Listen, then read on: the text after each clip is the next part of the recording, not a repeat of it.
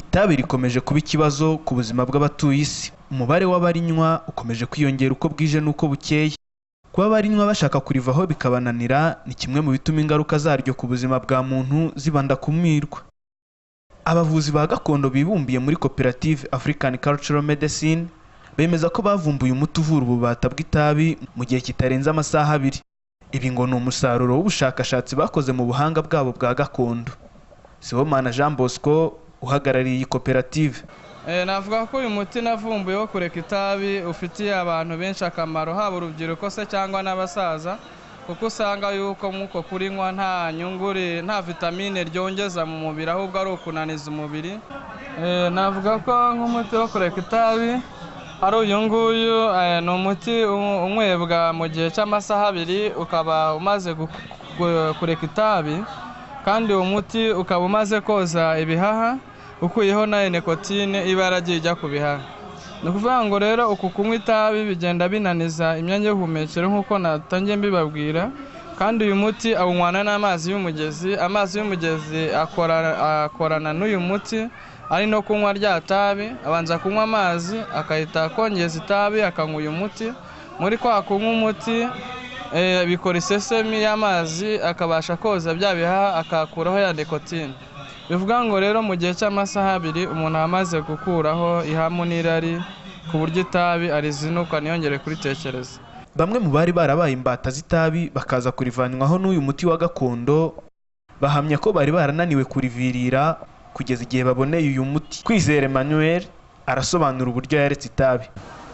Byarangoraga cyane kuko nari ngoye ndi mutoya, ariko bigeze aho numva afite ubushake bwo kurireka ariko bikananira. Nyuma nza kuganira n'umuganga ukoresha imiti ya kinyarwanda, anyemerera ko yampa umuti, numva nanjye ndawukeneye.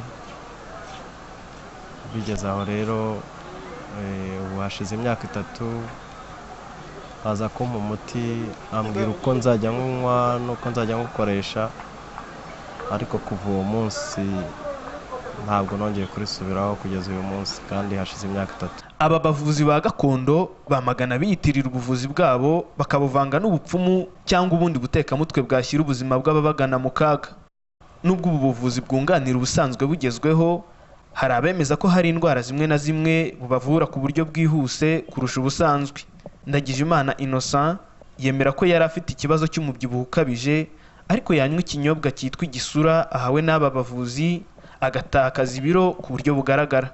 Ari mfite umubyibuho cyane, hanyuma nza kugera igihe nza kwegera muganga andangira umuti witwa igisura.